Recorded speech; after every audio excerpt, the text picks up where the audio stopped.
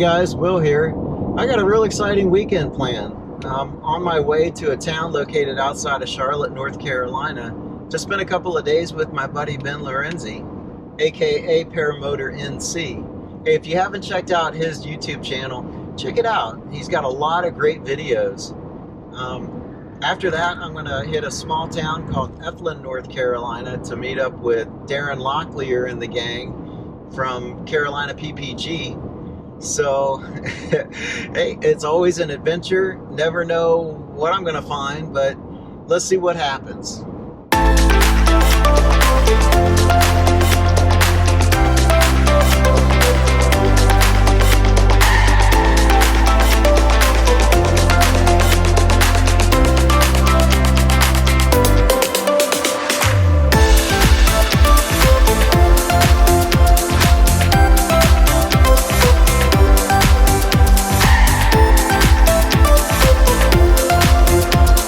Hey, doggy. Man, who is this? Todd, what's up? How y'all doing? What you doing in this neck of the woods?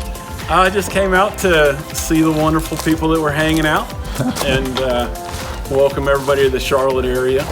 And deliver these awesome stickers. And deliver Resurgence buffs and stickers and you're good looking. Isn't he much better looking than I am? Absolutely, absolutely. But he's a very smart man. So.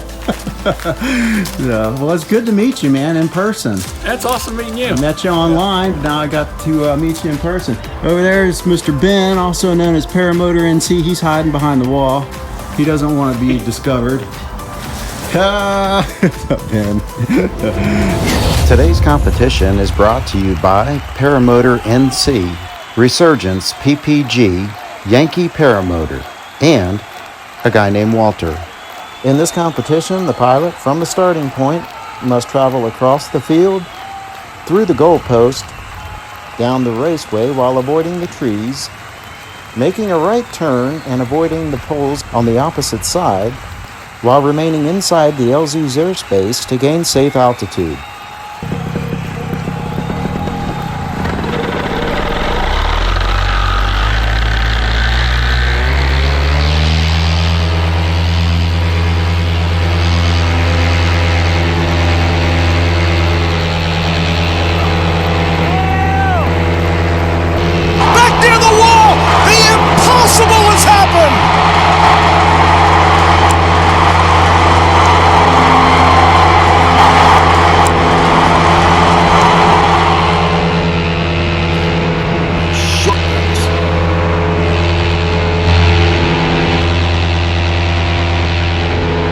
Boy, that made me nervous.